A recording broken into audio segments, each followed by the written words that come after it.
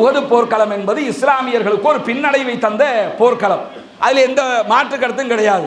ஏன்னா சில சகோதரர் என்ன நினைப்போம்னா, ரசூலுல்லாஹ் தோத்துட்டாங்க அப்படின்னு சொல்றதா, உஹது யுத்தத்தில் தோத்தாங்க அவ்வளவுதான். அல்லாஹ் தஆலா வெற்றியையும் தோல்வியையும் கொடுக்கிறான். அதனால தான் சஹாபாக்கள் போய் நஜ்ஜாஷி மன்னர்கிட்ட பேசும்போது, ஹெர்குலிஸ்ட பேசும்போது அவங்க கேட்கிற கேள்வியில் ஹெர்குலிஸ் குறிப்பாக கேட்ட கேள்வி என்ன, வெற்றி தோல்வி எப்படி இருக்கிறது? அவர் யுத்தம் பண்றாரா? அவரோட சண்டை போட்டுக்கிறீங்களா? ஆமா, முகமது நபியோட சண்டை போட்டுக்கிறோம். வெற்றி தோல்வி எப்படி இருக்குது போது, கிணத்து வாளி மாதிரி இருக்குது, மேலே வருது கீழே போகுதுன்னு என்ன அர்த்தம்? நாங்களும் வெல்றோம், அவங்க தோப்பாங்க, அவங்க ஜெயிக்கிறாங்க, நாங்க தோக்குறோம், இந்த மாதிரி ஒரு நிலை இருக்குது அப்படிங்கிறார் அபூ சுஃபியான். அவங்க ஹெர்குலிஸ் கேட்கும் போது இதைத்தான் சொல்லுவார். இதே மாதிரி உஹது போர்க்களம் என்பது இஸ்லாமியர்களுக்கு பலத்த பின்னடைவை தந்த போர்க்களம். அதற்கான காரணம் என்ன? நபிகள் நாயகம் ஸல்லல்லாஹு அலைஹி வஸல்லம் அவர்கள் மாபெரும் யுத்த தந்திரம் மிக்க ஒரு தளபதி. ரசூலுல்லாஹ் ஆன்மீக தலைவராக, இறைவனுடைய தூதராக மாத்திரம் செயல்படவில்லை, ஒரு நாட்டினுடைய ஜனாதிபதியாக செயல்படுகிற அதே நேரத்தில் ஒரு மாபெரும் ராணுவ தளபதியாக செயல்படுகிறார்கள். உஹது போர்க்களத்தில் என்ன சொல்றாங்கன்னா, ஒரு படையை உஹது மலை குன்றுகளில் ஒரு குன்றுல ஏற்றி வச்சு, உஹது மலை என்பது பிரம்மாண்டமான மலை தொகுதி, அந்த மலை தொகுதியில் ஒரு குன்றுல ஏற்றி வச்சு நீங்க மேலே நின்றுக்கிறீங்க, கீழே வந்துடக்கூடாது, எங்களுக்கு என்ன நடந்தாலும் நாங்கள் அடித்து கொல்லப்பட்டால் கூட நீங்க கீழே வந்துடக்கூடாது என்கிற கட்டளை விடுக்கப்படுகிறது. மேலேயே நிற்கிறாங்க. ஒரு கட்டத்தில் இஸ்லாமிய படை கடுமையான வெற்றி அடைந்து விடுகிறது. எதிரி படை தெரித்து ஓடி விடுகிறார்கள். நம்ம ஜெயிச்சிட்டோம் அப்படின்னு நினைச்சுக்கிட்டு கனிமத்தை எடுப்பதற்காக அத்தனை பேரும் ஓடி வருகிறார்கள். ஓடி வருகிற போதும் ரசூலுல்லாஹ்வுடைய கட்டளை என்ன, கீழே இறங்கக்கூடாது. தளபதி சொல்றாரு, அந்த படைக்கு பட்டாலியன் தளபதி சொல்றாரு, கீழே இறங்காதீங்க. ஆனா கேட்காம யுத்தம் முடிஞ்சிருச்சுன்னு கீழே வர்றாங்க. தோற்று ஓடிய படையினுடைய தளபதிகளில் ஒருவராக அந்த நேரத்தில் காலித் இப்னு வலீத் ரலியல்லாஹு அன்ஹு இருக்கிறார்கள். பிற்காலத்திலே இஸ்லாத்தை ஏற்றுக்கொண்டார். செய்வும் மின் சுயூபில்லா என்றார்கள் ரசூலுல்லாஹ், அல்லாஹ்வுடைய வாள்களில் ஒரு வாள் என்றார்கள். அப்படி மிகப்பெரிய ஒரு ராஜதந்திரம் தெரிந்த, யுத்த தந்திரம் தெரிந்த ஒரு தளபதியும் கூட. அவர் பார்க்கிறார், நமக்கு யாரு பெரிய ஒரு கஷ்டம் தருகிற படையாக இருந்தார்களோ அந்த படை பிரிவு மேலே இல்லை, இப்ப அவங்க தான் மேல இருந்து அட்டாக் பண்ணினாங்க. எனவே என்ன பண்ணலாம், இப்ப நாம அடிச்சிடலாம்னு ரிட்டன் வந்து இஸ்லாமிய படைக்கு அடிக்கிறார்கள். இப்ப யாரு அடிக்கிறாங்கிறதை அனுமானிக்க முடியாம போயிடுச்சு. முஸ்லிம்களே முஸ்லிம்களுக்குள்ள அடிக்கிறாங்களோ என்கிற அளவுக்கு நிலைமை மாறிடுச்சு. இந்த சந்தர்ப்பத்தில் என்ன ஆகுது, அல்லாஹ்வுடைய தூதர் சஹாபாக்களுக்கெல்லாம் மிகப்பெரிய கவலை, இப்படி ஒரு சம்பவம் நடந்துகிட்டு இருக்குது என்று பெரிய கவலைப்பட்டு கொண்டிருக்கிற சந்தர்ப்பத்தில் அல்லாஹ் தஆலா என்ன செய்யறான்னு கேட்டா, ஒரு சம்பவம் அந்த இடத்துல நடக்குது. நபிகள் நாயகம் ஸல்லல்லாஹு அலைஹி வஸல்லம் அவர்கள் கொல்லப்பட்டு விட்டார்கள். ஏற்கனவே நம்ம யுத்தத்தில் அடி வாங்கிட்டு இருக்கிறோங்கிற கவலை இருக்குது. கவலை இருக்கும் போது அது ஒரு சின்ன கவலை தான், ஒப்பிட்டளவுல பார்க்கும்போது என்ன கவலை கிடைக்குது, இப்ப அல்லாஹ்வுடைய தூதர் கொல்லப்பட்டுட்டாங்க. அதனால தான் எதிர்த்தரப்புல அபூ சுஃபியான் நிற்பாரு, வந்து கேட்பாரு, முஸ்லிம்களை பார்த்து அட்டி வாங்கி அந்த கடுமையான இக்கட்டான ஒரு சூழ்நிலையில அல்லாஹ்வுடைய தூதர் ஸல்லல்லாஹு அலைஹி வஸல்லம் படை நிற்கிறது.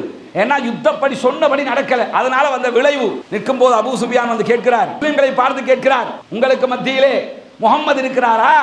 ரசூலுல்லாஹ் சொல்றாங்க, பதில் சொல்லாதீங்க அப்படிங்கிறாங்க. திரும்ப கேட்கிறார், உங்களுக்கு மத்தியிலே அபூபக்கர் சித்திக் இருக்கிறாரா? பதில் சொல்லாதீங்க அப்படிங்கிறாங்க. திரும்ப கேட்கிறாரு, உமர் இப்னு கத்தாப் இருக்கிறாரா? பதில் சொல்லாதீங்கிறாங்க ரசூலுல்லாஹ். இப்ப என்னன்னா, எதிரி படைக்கு என்ன செய்தி கொடுக்கப்படுதுன்னா, அவங்க என்ன நினைக்கிறாங்கன்னா, முகமது நபி மௌத்தா போயிட்டாங்க, அபூபக்கர் சித்திக் ரலியல்லாஹு அன்ஹு கொல்லப்பட்டுட்டாங்க, உமர் ரலியல்லாஹு அன்ஹு கொல்லப்பட்டுட்டாங்க, எனவே இஸ்லாமிய படைப்பிரிவு மொத்தமாக அழிக்கப்பட்டுடுச்சு அப்படின்னு சொல்லி அவர் சந்தோஷத்துல குதிக்கிறாரு. அவர் வணங்குகிற ஹுபுல, அவர் வணங்குகிற மனாத்தை, அவர் வணங்குகிற உஸ்ஸாவை போற்றி புகழுகிறார். அப்பதான் ரசூலுல்லாஹ் கேட்கிறாங்க சஹாபாக்கிட்ட, இப்ப பதில் சொல்ல மாட்டீங்களா? இப்ப பதில சொல்லுங்க அப்படிங்கிறாங்க. என்ன பதில் சொல்றாங்க? அல்லாஹ் தான் மிகப்பெரியவன், உங்க சிலைகள் அத்தனை பேரும் உயிரோடு இருக்கிறார்கள். உமர் தான் துடிச்சுக்கிட்டு இருக்கிறாங்க. யுத்தத்தில் ஒரு பின்னடைவு தான், ஆனா விட்டுற முடியாது, துடிச்சுக்கிட்டு இருக்கிறாங்க. சஹாபாக்களுக்கு எல்லாம் ரசூலுல்லாஹ் மவுத் அங்கங்க சிதறி போய் கிடக்குறாங்க. அல்லாஹ்வுடைய தூதர் மரணிச்சிட்டாங்கிற ஒரு பெரும் கவலையை கொடுக்கப்பட்டதோடு என்ன ஆகுது, அடுத்ததாக செய்தி வருகிறது. ரசூலுல்லாஹ் சொல்றாங்க, இப்ப பேசுங்கன்னும் போது அத்தனை பேரும் உயிரோடு இருக்கிறார்கள். அப்படியே அந்த பெரும் கவலை ஒன்று வந்து நம்ம எல்லாமே முடிஞ்சு போச்சு என்று நினைக்கிற நேரத்தில் அல்லாஹ்வுடைய தூதர் உயிரோடு இருக்கிறாங்களாம் எனும் போது அப்படி சிலிர்த்து மேல வந்துட்டாங்க. இப்ப வாங்கடா அப்படின்னு சொல்லி மீண்டும் ஒரு உற்சாகத்தோடு நாங்க களத்தில் சந்திக்கிறதுக்கு தயார் என்கிற ரீதியில இஸ்லாமிய படைப்பிரிவு மாறுகிறது. இதை அல்லாஹ் தஆலா திருமறை குர்ஆன்ல ஒரு அழகான மனோ தத்துவமாக சொல்லி காட்டுகிறார். இன்னைக்கு ஒருத்தர் மனோ தத்துவ ரீதியாக ஏதாவது ஒரு ப்ராப்ளத்தில் சிக்கி அதையே நினைச்சு நினைச்சு நினைச்சு நினைச்சு தன்னை வரித்துக் கொண்டே இருக்கிறார் என்று வைத்துக் கொள்ளுங்கள். மனோ தத்துவ நிபுணர்கள் உச்சகட்டமாக என்ன ட்ரீட்மெண்ட் பண்ணுவாங்கன்னா, அவர் அழைச்சிக்கிட்டு வாங்கன்னு சொல்லி அவர் எதை நினைச்சு கவலைப்படுறாரோ இந்த கவலையை விட உச்சகட்டமாக, உதாரணமாக புள்ள மௌத்தா போயிடுச்சு என்கிற ஒரு கவலையில ஒருத்தர் இருக்கிறார். அவருக்கு உச்சகட்டமாக உங்க அம்மா அப்பா 2 பேருமே இப்ப சடன்லி மௌத்தா போயிட்டாங்கன்னு சொன்னா எப்படி இருக்கும்? ஆல்ரெடி புள்ள மௌத்தா போன கவலையில இருக்கிறார். அதை விட ஒரு பெருங்கவலை கிடைத்தால் இதை மறந்துட்டு அந்த இடத்துக்கு போவார். இதை மறந்துட்டு அந்த இடத்துக்கு போக வச்சுட்டு இதை மறக்கடிக்கிறதுக்கு தான் அதை சொன்னோம் அப்படின்னு சொன்னா இதுவும் கிளியர் ஆயிரும், அதுவும் கிளியர் ஆயிரும். இந்த மனோ தத்துவம் என்பது இன்றைக்கு மனோ தத்துவவியல் ஆராய்ச்சியாளர்கள், மிகப்பெரிய பெரிய டாக்டர்கள், மருத்துவர்கள் அத்தனை பேராலும் கடைபிடிக்கப்படுகிற ஒரு சிறப்பான தத்துவம். இந்த தத்துவத்தை இந்த உலகத்தில் 1400 ஆண்டுகளுக்கு முன்பதாக நபிகள் பெருமானார் ஸல்லல்லாஹு அலைஹி வஸல்லம் அவர்களுடைய மரண செய்தி வெளிப்படுத்தப்பட்டு அவர்கள் மரணிக்கவில்லை என்பது மீண்டும் நிரூபிக்கப்படுவதனூடாக சஹாபாக்களுக்கு அல்லாஹ் தஆலா பாடம் நடத்தி காட்டினான் என்பதை 3வது அத்தியாயம் 153வது வசனத்தில் நம்ம பார்க்க முடியும். இப்படியான ஒரு தத்துவத்தை முகமது நபியால இப்படி சொல்ல முடியும்? அவர் போற போக்கில் அப்படி சொல்லிட்டு போயிருந்தாருன்னா அது வேற. அப்படி சொன்னாருன்னு சொல்லுங்க, அப்படி சொல்ல முடியாதுல்ல.